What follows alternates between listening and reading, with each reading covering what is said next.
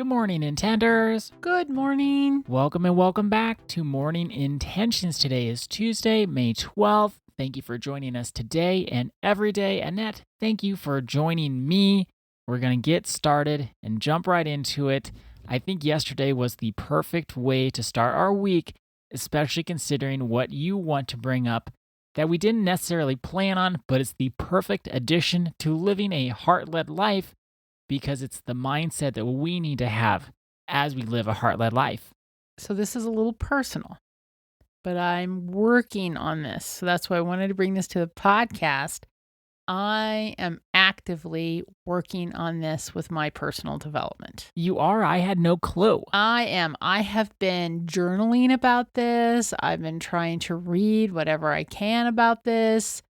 I am working on this, and that's why I wanted to bring this to the podcast. Well, what is this? That's what I always say to you when we're writing. I always say, now you always say this. What's this? Okay, so this is what this is. Might take me a little bit to explain this.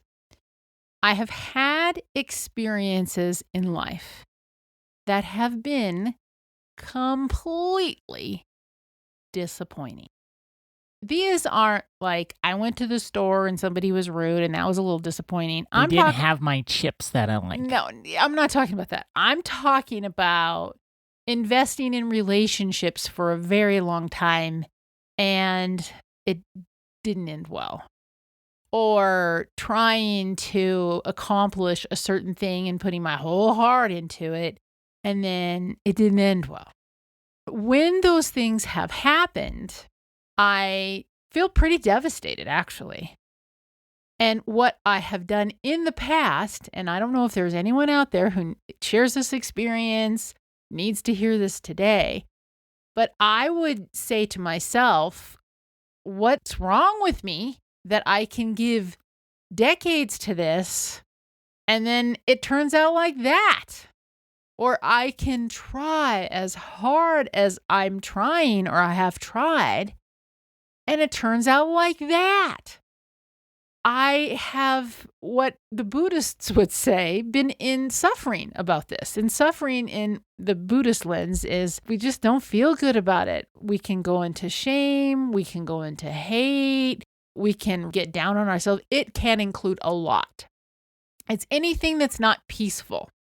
I've had these experiences in life. But now, at my current age, which is 64, slowly getting to 65. One day at a time. I've said to myself, but the experiences were actually really wonderful. And they were good for me and hopefully for other people. Like I learned a lot. Maybe other people learned a lot. Or in these experiences that I've had where I've tried really hard and then it didn't work out, I did carry a lot with me to whatever the next challenge was.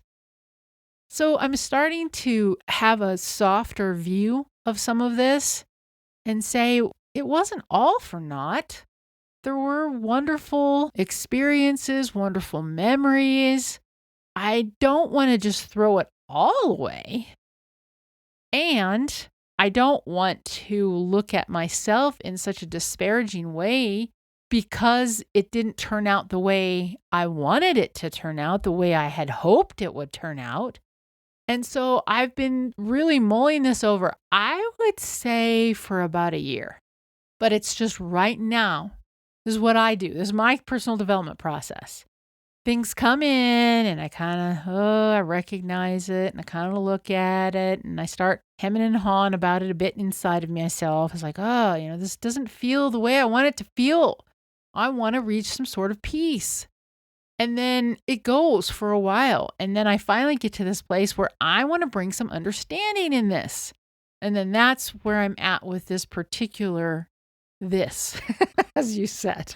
So what changed in you or what was going on in you? What have you learned to take these situations that could be disappointing or you could be ruminating and perseverating that they kind of turned out not the way you'd want them to be? How do you take those situations that we all have in life and we could be upset, we can be angry about them, we can be in suffering? How do you take that and then say, I can learn the lesson here. I can see where it helped me in my life. It was a point on the path, a marker on the map. How do you do that? What did you do? What have you learned? And what did you want to bring to this week? I want to bring to this week what I'm learning about 3 different concepts. The first concept is the idea of attachment. The way I'm using that word of attachment is I need this to work out the way I want it to work out. I need this to turn out a certain way. That's what I'm talking about with attachment. The next concept that's very much related, and it's the opposite, detachment. I don't even care. I don't care what happens. I haven't lived much of my life in that one, but that's what that is, detachment. And the third one is what I want to concentrate on the most is the concept of non-attachment. Now, that can be quite subtle because it's not that you don't care, but it's also not that you're stuck in that if things didn't turn out the way I had hoped they would turn out, I then take it to a place that it doesn't serve me or anyone to take it to that place, which is you're an idiot, I hate your guts, or I'm a failure, which is where we go. Let's say we have something going on with other people, and if they don't show up the way we want them to show up and we invest a lot in them, we can go into hate. We can go into hate and stay into hate, and then we're just hateful. Or we can give ourselves some grace and say, yeah, I got into hate for a while, but is that really serving me? Is that where I want to stay? And for me, no, I don't want to stay in hate because hate is very fearful. When you were talking about a heart-led life or a fear-based life where fear leads us, hate leads us to fear and more fear and more fear and more fear. And then we start looking at life through the lens of fear. I don't want to do that. But I was struggling because I found that there were certain situations where I don't know if I was technically in hate, but I sure wasn't in a loving space. Not toward myself and not toward other individuals. I don't want to live in that. And I also, sharing it on the podcast, I don't think it serves any of us to live in that because when any of us lives in this, that's what we extend out to others. And then it builds on itself. I'm feeling fearful. I'm feeling hateful. And maybe it's a lot to admit that we feel hateful. I'm just going to say, though, there's times when I feel hateful. But then I show up feeling hateful, and then people can feel it, and then I act in a way that is not kind, or maybe I'm not really the type who would be rude, but I may not show up as the best version of myself, but I can be rude in my mind. I do have to say that. And all of this has been brewing inside of me. And then back to your question, Ada, so what do you do? Well, first, we understand these 3 concepts that I just shared. And then tomorrow, I'm going to take you down this road that I'm currently on. If it's a mile-long road, I'm a quarter of the mile in, and I want to share it.